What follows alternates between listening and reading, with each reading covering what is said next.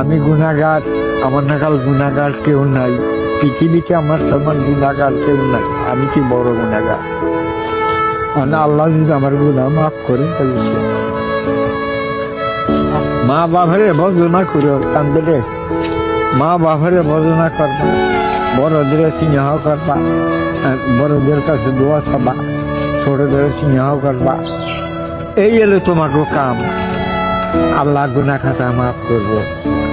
আল্লাহ বলছে যে হকুল্লাহ হকুল এবাদ, হক কথা কইলে ভালো আল্লাহ শুনবো না, হক কথার মধ্যে শয়তানি শুনবো, আর হক কথা আল্লাহ হক শুনবো। তাই তোমাকে কই, তোমরা, আমি গুনাহগার, আমার দোয়া কবুল হবো কিনা জানি না, তোমার কাছে কই তোমরা বেজার হইও না।